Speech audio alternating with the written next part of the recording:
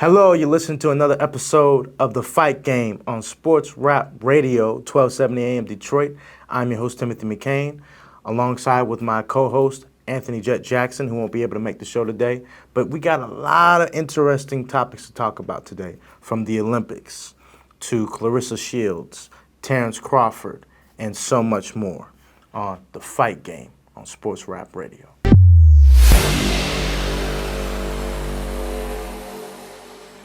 For our first topic today, we got to talk about the Olympics.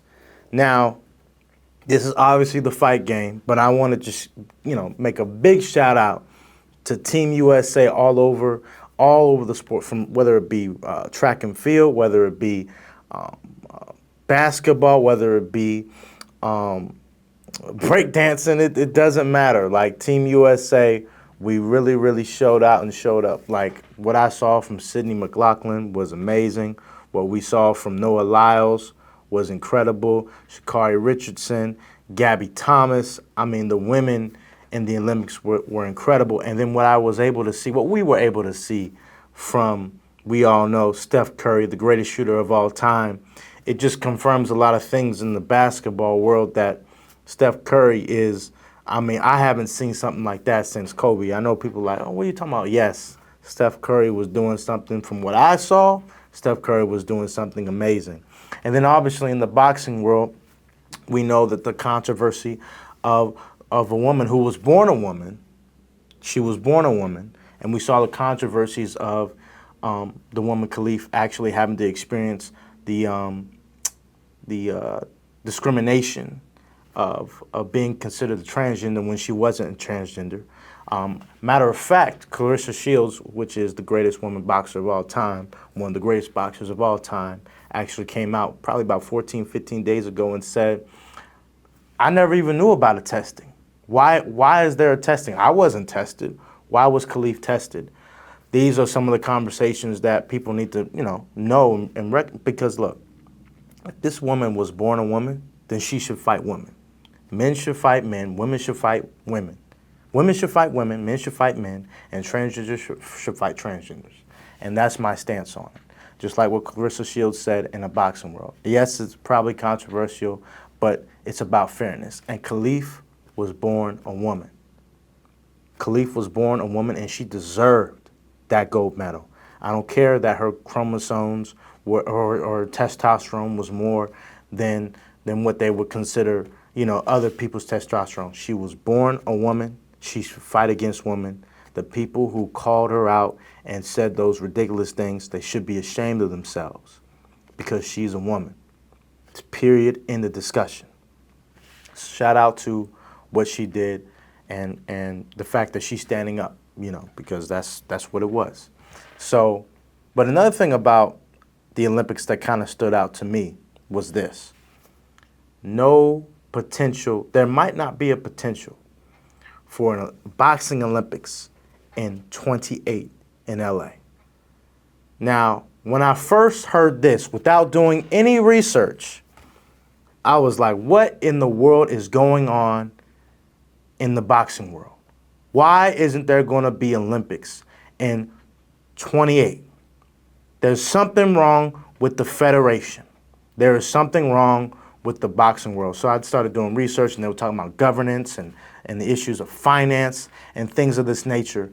These things need to be taken care of quickly so we can see boxing again in the Olympics. Boxing in the Olympics has a rich history and rich tradition. Now, has boxing recently gotten the same recognition that other sports has? No, it hasn't, which has caused me on one side of my mind. I'm like, well, should they actually switch like what they did in basketball? In basketball in '92, that's when they said, well, we're not going to just make it to where it's just amateurs. We'll make it just professional. And I'm like, well, what about we now have Olympics actually have professionals fight against professionals in the Olympics in 28? Would that make boxing enjoyable for the casual fan that might not know about the boxing amateurs around the globe? But then I heard an interview from Clarissa Shields and Charlamagne the God. It was on the Breakfast Club. It was this morning. And he asked Clarissa Shields an interesting question. He asked her, what's more valuable? All the belts that she won as a professional champion, being 15-0, or the 2 gold medals that she won in 2012 and 2016. Clarissa Shields reached for her bag, and she said, the Olympics. I would not be where I am as champion, 15-0, been able to move from middleweight to heavyweight, the only boxer since Roy Jones to do it. I would not have been the great boxer that I am today if it weren't for those 2 Olympic gold medals. And she was talking about Shakur Stevenson. Shakur Stevenson is another Olympic medalist. Matter of fact, the great Floyd Mayweather might not have been Floyd Mayweather if he didn't have that beginner story, because he received his medal, as he would call it. He didn't win it, because matter of fact, what happened was he was supposed to win it, but the judges went the other way, and there were people who actually quit because of it. And so my perspective has shifted from, well, maybe we should have professionals fight in the Olympics to kind of switch it up a little bit. But I'm like, you know what? Let's keep it where it's at. Let's make sure that we have the amateurs fighting the amateurs. Because in the boxing world, boxing has been beautiful to see. And we've seen these rising stars come out of the Olympics. Matter of fact, we would not know who a lot of the great boxers today were if it wasn't for the Olympics. Okay, so we would not know who they are without the Olympics. And so for me, even though I had a shift in thinking in terms of making it professional, Lomachenko was 396-1 as an Olympic medalist, as an Olympic boxer. He would not have received the amount of credit, recognition, and the sport would have missed out on seeing or recognizing a rising star if somebody like him wasn't out there doing what he was doing in the Olympics. So I say keep it where it's at in terms of making it amateur and keeping it amateur over professional. However, we need to figure out boxing federations, the boxing community has to fight to make sure that we do not miss out on boxing in 28 in LA. We cannot have American boxers miss out in boxing in our own country. It is inexcusable if this happens, and this needs to change immediately. Boxing community in America, let's stand up. Boxing community in the world, let's stand up and make sure that boxing in 28 is in the Olympics, and let America, let's go for gold. My next topic that I want to talk about, and I already kind of discussed it, was Clarissa Shields.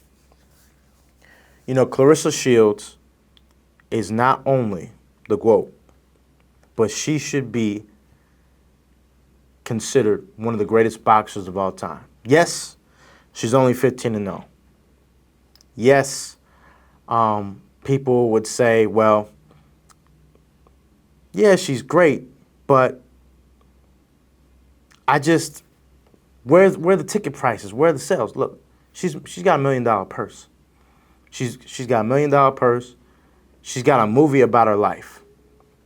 Clarissa Shields, she destroys her opponents. Not only is she 15-0 in boxing, she's 2-1 as a mixed martial artist. And she did it without the necessary training that you needed when you were younger. We need to start putting respect on women boxers, on the fight game in terms of boxing.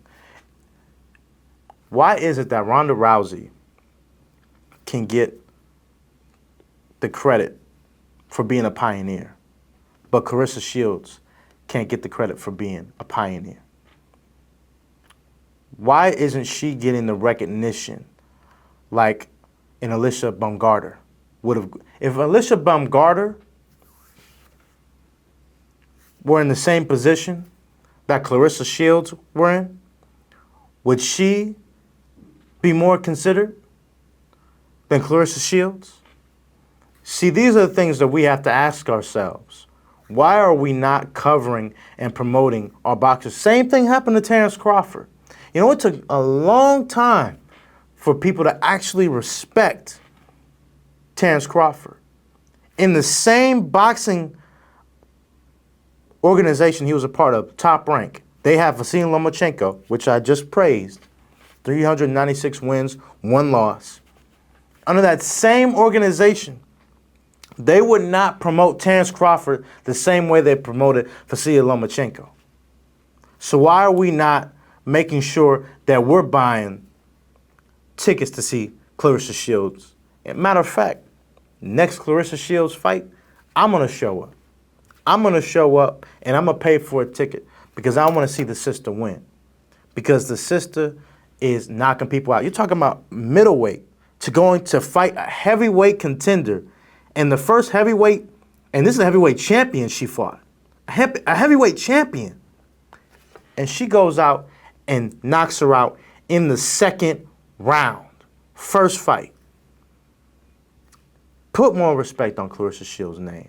15-0 as a boxer, 2-1 as a mixed martial arts in PFL. Now, I will say this. I do disagree with Claressa. I do not think that she should take 2 years off of boxing and then go to mixed martial arts because she's kind of entering that age of 29. Now, I don't know how long she wants to be in the fight game because, because some people, like Floyd, he stayed until he was in his 30s. Manny Pacquiao stayed until he was in his 40s. So I'm not certain how long some of these, new age fighters actually want to stay in the business.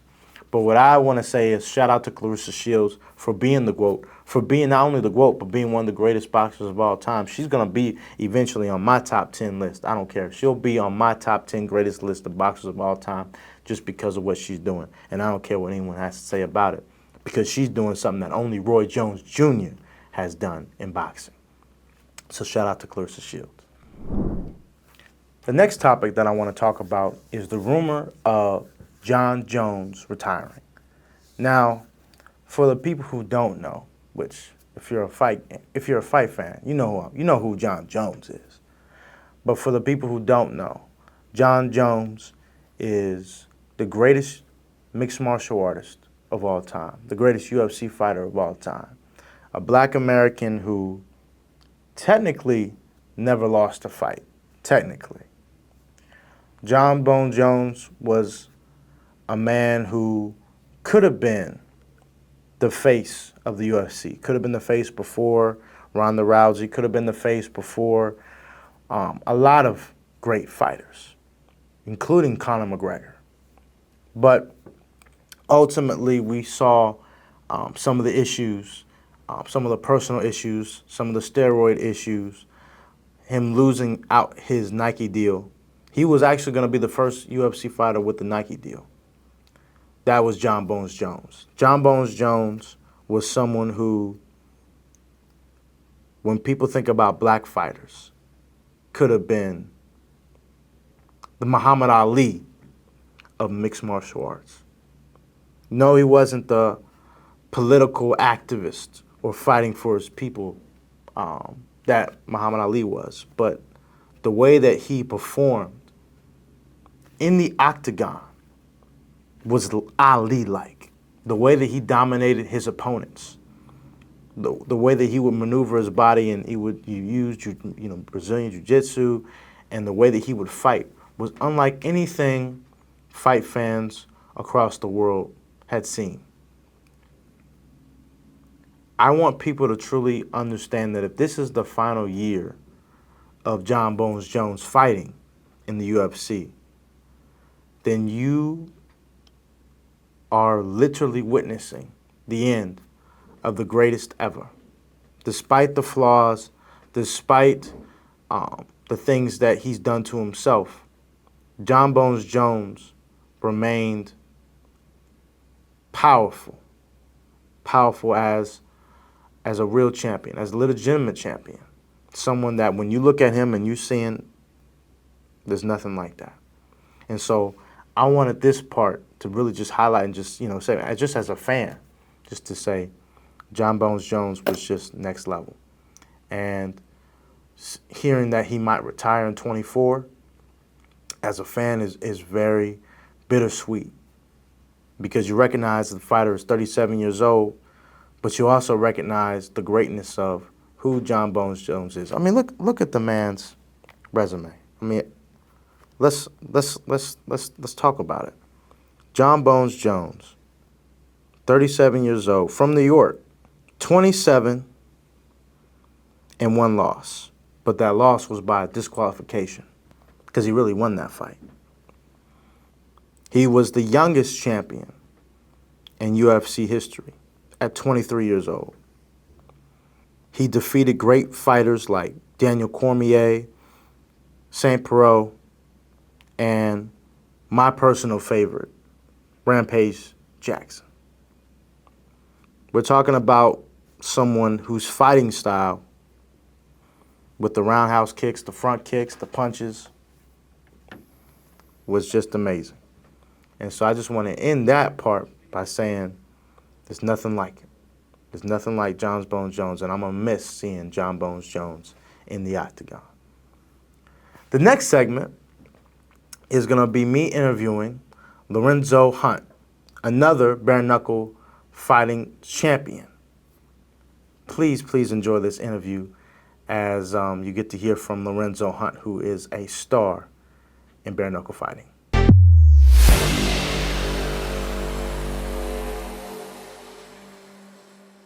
Hello. You're listening to another episode of The Fight Game with Tim McCain. And today I have the pleasure of interviewing bare knuckle fighter and mixed martial artist Lorenzo Hunt. How you doing today, sir? Lorenzo, the Juggernaut Hunt. The Juggernaut Hunt. I am interviewing Lorenzo, the Juggernaut Hunt. In the building. How y'all doing, man? I'm doing well. Yes, sir. So how y'all enjoying this New Year's, man? Y'all happy to be out of 2020? Yes, I am. I'm glad, even though, we were working, man. I did 80 interviews in 4 months, in the last 4 months of 2020. So I've been grinding. Just yeah. I was grinding too, bro. I stayed busy. Thanks to Dave Feldman, they shook my manager, the BKFC management team, and the president. They did their best to keep things going.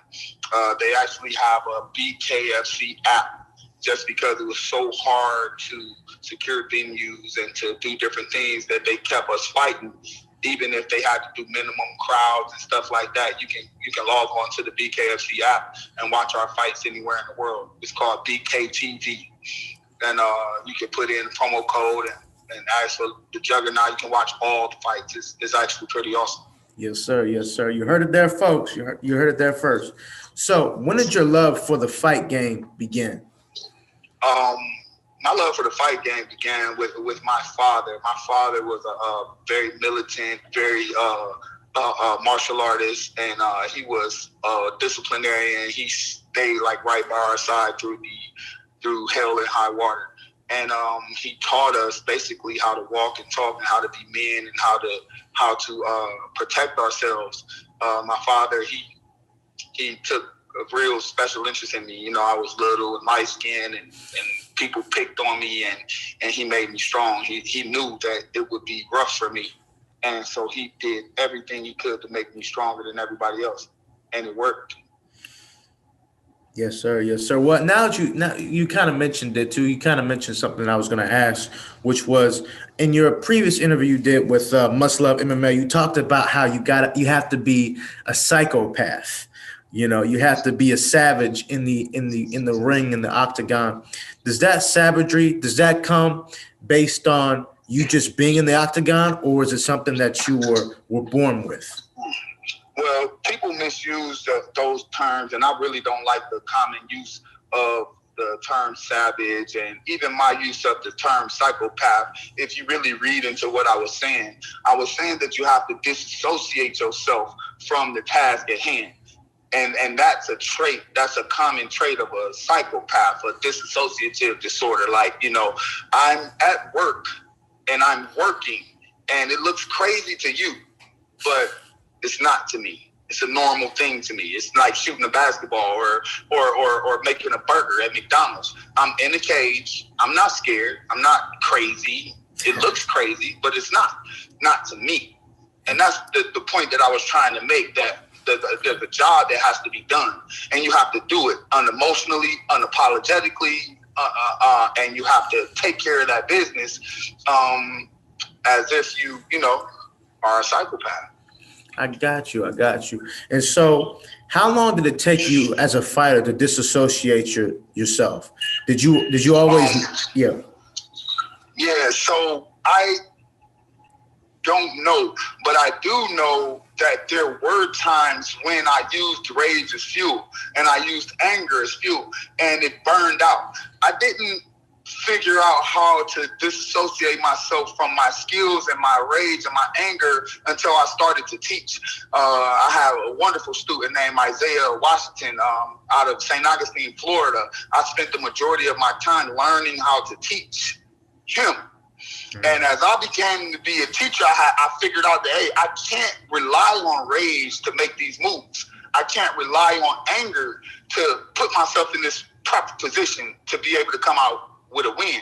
I can't see red and lose all reason and win like that, not consistently. Rage burns out, anger burns out. It's a fuel, it's a type of fuel, but it's a fast burning fuel like nitrous. It's only gonna last a second, and then it completes the circle and it comes back as a different emotion. It comes back, crazy. So as I began to teach, and I began to teach the guys how to do what I would do, how could I teach them if I had to be insane to do it? I began practicing over and over and over again the basics, learning how to touch and how to move and how to do those moves without being angry. And then it translated over into the fight. And you'll see, if you watch my first bare knuckle fight, you'll begin to see the unemotional attacks. And even when I get hit, it's a very accepting, unemotional thing. And it allows me the wherewithal and to be able to maintain my mind so that I can strike back or land a counter, even if I get hit. And so, it's a very, very important part of the fight game to be able to disassociate yourself from the anger and rage of being slapped or hit or punched or poked in the eye or hitting the groin. You have to be able to stay calm and think your way out. Yes, sir. I was talking to a boxer the other day, Daniel Edward, the Haitian sensation, and I asked him this question. I said, what's the most important trait in a fighter? The mentality of the fighter, the mental, the skill, or the heart? He said the heart of the fighter is the most important aspect. For you, what is the most important aspect of a fighter? The heart, the skill, or the mentality of the fighter? It's definitely, for me personally, it's definitely the mentality of the fighter. He feels however he feels for whatever reasons he feels. But for me, the mentality of the fighter is everything. The body itself is just a vessel, no different than a car. You can take a NASCAR driver and put him in any car and he can drive it like it's a NASCAR. But you can't take a NASCAR and let anybody drive it and be a winner. So it doesn't matter how big or bad or how bulky or how big your heart is. It takes the right type of mind to be able to drive it, to be able to control it, to be able to use it, to be able to manipulate it, to be able to make it do what it's designed to do. You have to have a masterful mind. I got you. So what was that transition like, going from mixed martial arts to bare knuckle fighting? Because you actually recently just started in 2018 when David Feldman and Kevin started bare knuckle. But what was that transition like for you? For me, it was a smooth transition. My first fight for David Feldman was against Reggie Pena, who was a known boxer, a striker. He fought good guys. He even fought Deontay Wilder. So it was a little bit intimidating to go straight into boxing, bare knuckle boxing against high-level opponents. However, knowing my background, knowing my striking background, knowing that I had 16 or 20 bouts, 16 of which were knockouts. I know how to knock people out. I know how to turn their brain off. And when the shit gets crazy or things get to moving and things get to driving, or I'm just ready to go, I can turn you off like that. And I've proven it. over time, like I said, I've been in 20 total matches. I think 9 or 10 AMI fights, and then another 10 in pro fights. And for the most part, that ability to knock a person out or to, like I say, turn out the lights is easy for me. Other people, like you say, they come with big hearts. They've been taught to wrestle. They just go, jiu-jitsu. You know, they have no end game in sight. You know, wrestling, like you just go, and there's no end. Me, I can turn your brain off, and that's the end. So coming over to bare knuckle, I can get gritty and I can push myself physically, but the mental aspect is to be able to make the right angle and shut you down. I got you. So what were some of the toughest battles that you've had throughout your career, both as a mixed martial artist and as a bare knuckle fighter now? I honestly don't categorize them as difficult battles. My biggest opponent is myself. Mm-hmm. I'm constantly fighting myself, constantly pushing myself, and some days I don't win. Some days I'm lazy like everybody else. Some days I skip like everybody else, and that's been my battle throughout my career. It's cost me in the ring at times. I've not taken opponents serious, and it's cost me. With jiu-jitsu, trying to learn to master jiu-jitsu at a late age, that was a battle for me. That was a real big battle for me. And when I started losing, stringing together losses in MMA, it was because I never really defeated that jiu-jitsu monster. The malleability of the different skills. Like I said, I'm a top level striker, a top level kicker, top level, and I brought those things over with me. And then guys started to be like, hey, take them down. Hey, make them do this, make them do that. And it started working. And so you got guys that are high level wrestlers, college level wrestlers, Olympic level wrestling and jiu-jitsu. Then they're hopping into MMA and then it's too late for you to catch up, so to speak, Interesting. And so that's been my biggest battle. It hasn't been individual people. The losses that I lost to, like I've lost three total MMA fights and one bare knuckle fight in my career, and I can honestly sit down with you and go over them and be like, that was a fight I should have won. It would have been easy had I not such and such. And that's not an excuse. It's my truth. And I had to battle with that, and then I fixed it. I corrected it. I came back, strung together wins. Then something else happened in my life or such and such, and it kind of pulled me away from my passion, and then a loss was the result of that. And then I pulled it all together, got my ass to work on time, did what I needed to do, and strung together wins. You know what I mean? Yeah, I got you. So my next question to you is there was a fighter that once told me that he could look at his opponent, he could look at his eyes, look at his body language, and he could immediately tell that he could defeat his opponent. Did you also have that as a fighter? Do you agree with that mentality where you're like, I could tell based on the body language and the way he's looking at me that I can beat him?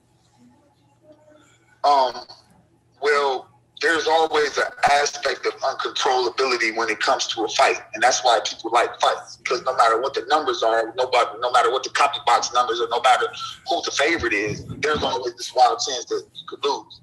However, with that being said, yes, there are key tells and signs and symbols that you have an advantage over this guy.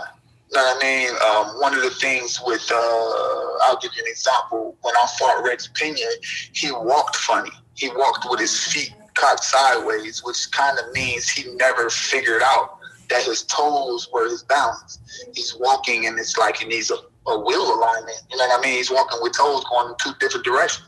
So I'm looking and I'm like, okay, he's going to have trouble turning the corner.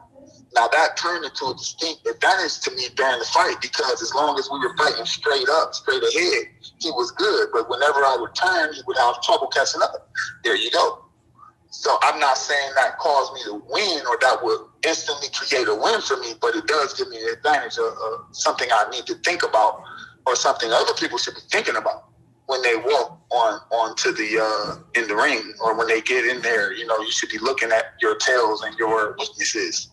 Yes, sir. Yes, sir. So, how has the fight game changed you as a man? Um, it's helped me maintain discipline. As a man, it's easy to get distracted and to get veer off course.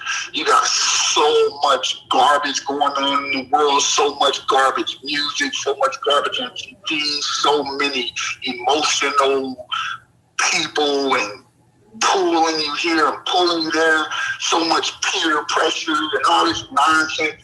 And the gym and the fight game separates me from the world in a way. There's a level that most people can't follow. There's a place that most people can't go or aren't willing to go, a time that most people aren't willing to get up.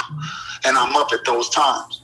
I'm up at those times and I'm doing what most people aren't willing to do. So I get to be alone, so to speak, or just surrounded by people who are like-minded and strong. So that's been my advantage. That's how the fight game has shaped me, because I desire so much to be good, to be great, to be the best me, that it keeps me from being around any type of nonsense or anything that it will weaken me. I don't drink, I don't smoke, I don't party, I don't stay up late. I can't afford to. I'll get my ass kicked. I mean, I'll get beat up. You know what I mean? Yeah. I feel you. So that separates me, and that's how it has affected my life. I've basically lived this life. This is the whole life. I just left the gym right now. I've been there since 6. So that's 6 to 10. That's 4 hours. Some people ain't even up yet. You know what I mean? Yeah. I got a head start. Yes, sir. Yes, sir. So we both love the fight game, but the fight game has had challenges, whether it's in boxing or MMA. There's always some things that you could change to make the sport better, the fight game better. So if there's anything you would change about the fight game, what would you change?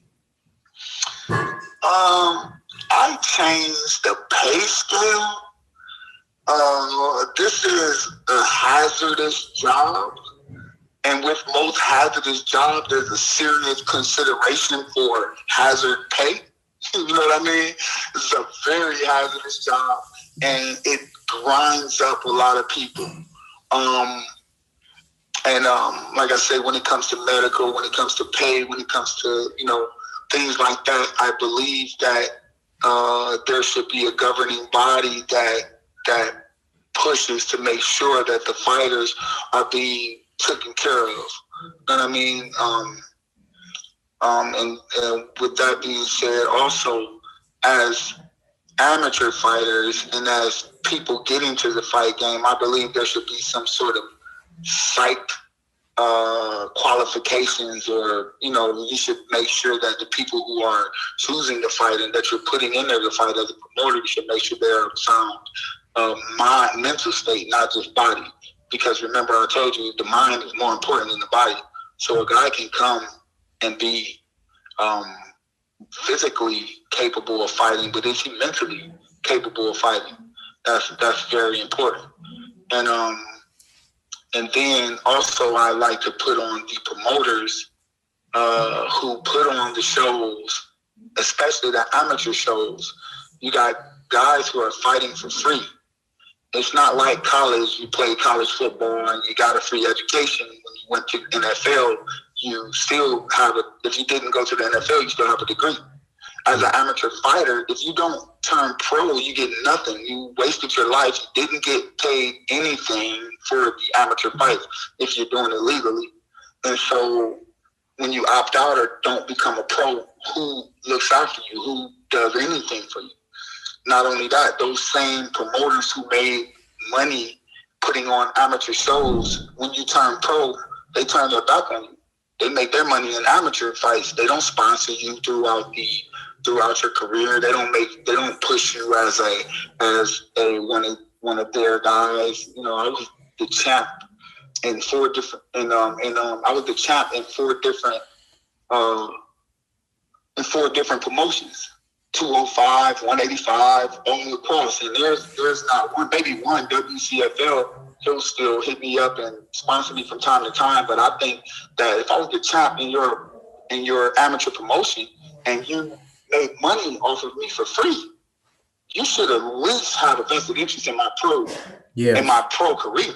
You know what I mean? Like, you should be obligated to take care of your champ who turned pro. Exactly. I like all those reasonings. You definitely should be. Maybe that's something for you do career wise after your career, doing something to help fix the fight game. I love that. Yeah, definitely. Because like I said, David Feldman and Nate Schiff, those guys are big thinkers, and they're definitely putting together different things to try to help the fighters and try to make sure that guys are, being taken care of. And that's what I do like about their organization. It's not a very selfish thing going on. It's a very open thing. I've even hit up the president and suggested different things, and they honestly considered it. So that's a nice thing, Yes, sir. Most of these fight promotions, maybe they need a suggestion box. Exactly. So what does success look like for Lorenzo Hunt? I'm already successful. Yes, sir. I am exactly what I want to be. When it comes to the fight game, of course, money's a thing. But as far as success is concerned, I'm successful in the ring. I'm successful at home. I'm successful with my family. I'm successful with my business. You know what I mean?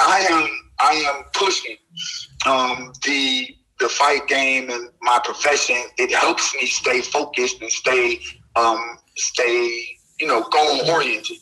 However, a win or a loss won't make or break me. Being the champion or not being the champion won't make or break me. I'm already the champion in all aspects of my life. So yeah, I will be the BKFC light heavyweight and probably cruiserweight champion just because of my discipline. But that's not the goal. I'm just here, and I'm focused, and I'm gonna be hard to beat because of that focus. Absolutely. So, let's say, and it happens. You're a teacher as well. So, if someone wants to become successful like you, someone successful in the ring, in the octagon, outside of the octagon, in family and in business, what are some of the personal keys of success that you would give to someone who wants to be in your position one day? I believe that everything is a competition, but not just a competition with other people. It's a competition with yourself. It's a competition with the world. You are in constant competition. If you look at your life like that and you make everything into a race or everything into a game, then you will begin to win the little victories. You cannot be successful. You cannot be the best if you're not winning the little victories. For example, I wake up at 4:30 every morning. If I wake up at 4:36, I'm upset with myself. I lost that first little victory. That doesn't create the rest of my day. I can catch it up. I can win 2 more times. I can, you know what I mean? I'll win throughout the day, little victories that make my whole entire day a success. Yes. You know what I mean? When it comes to drinking soda or stopping at Burger King or eating garbage out of the gas station or, you know what I mean? Yeah. Or the way you treat people. Or I'll say even as simple as this, sometimes we get frustrated in traffic. If I lose it and blow the horn, I just lost a little victory. I could have took a deep breath and waited. You know what I mean? True. And I would have won. So I'm consciously critiquing myself, consciously trying to make myself better. It translates into all aspects of my life, especially fighting. I'm trying not to be instinctive and reactive. I'm fighting to be conscious, cerebral, and making purposeful motions. Instead of being controlled, I'm fighting for control. If you begin to do that on a daily basis, you will be good at whatever you set your mind to. because you've already won. Wow. 7 or 8 times before you got to work. I love that. I love that as a man. That's are those some of the things that your father taught you growing up on what it took to be a man? Of course. I can wake up at 4:32 and call my dad. He's up. He beat me. Wow. I never beat him. I can't beat him at nothing. I can't beat him at basketball. I can't beat him at nothing. He still fights with me. We still go play chess. We play ping pong. This dude is good at everything. And that's just the thing. He's good at everything. For real. That's amazing. He laughs. If I get frustrated, he won that battle because he's calmer. He's more lighthearted. He's, you know what I mean? And it just teaches you to, that there's a way to defeat yourself. Wow. When I get in the ring with my opponent, he loses because I beat myself. Interesting.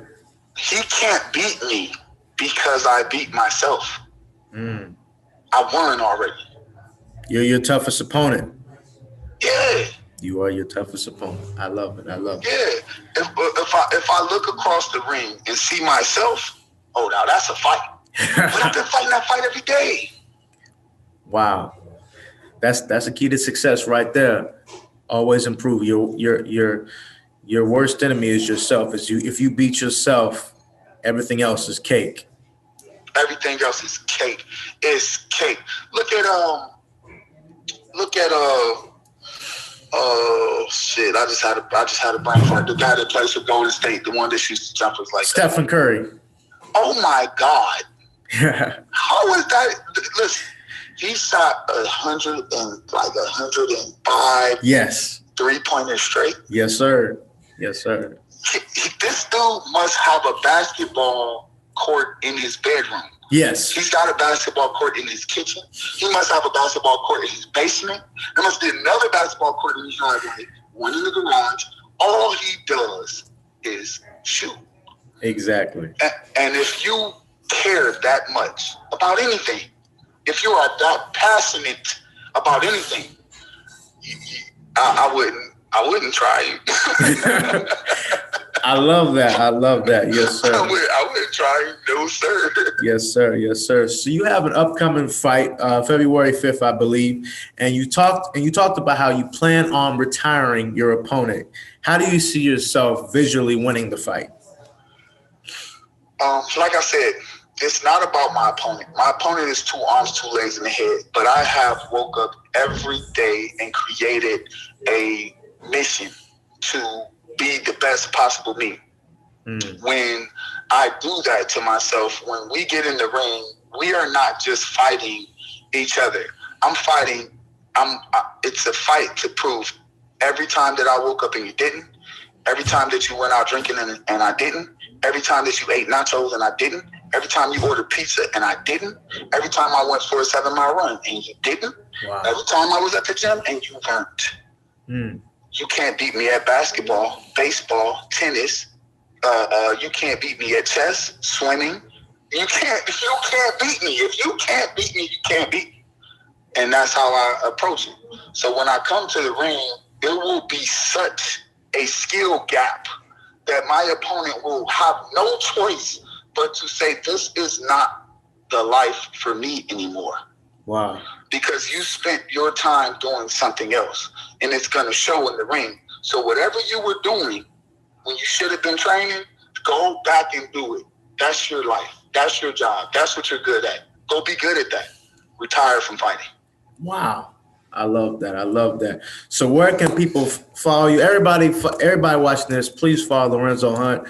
He posts videos, live videos of his training. I post my videos every day. I post my training pretty much every day on Lorenzo Hunt on Facebook, or you can go to @TheJuggernautHunt on Instagram and check out my Instagram. I don't have a Twitter yet, but I'm working on it. I'm kind of slow with all this technology stuff because I spend most of my time in the gym. Yes, sir. But yeah, follow me on Instagram at the Juggernaut Hunt. You'll see some really cool videos. You'll see some really cool knockout punches. You'll see a whole different style of fighting that you've never seen before. And if you watch some of my videos on Facebook, you'll see what I'm teaching. You'll see that I'm teaching something new, something different, something that is going to take them a few years to catch up with. And you'll understand why I'm winning and why I'm supremely confident in my ability to retire my opponent. Yes, sir. Well, you know who I'm picking February 5th. I'm picking the Juggernaut. Rock with me. Y'all also can bet, too. You know, I don't really push count, but my mom made a pretty penny when she bet on me. So you can, too.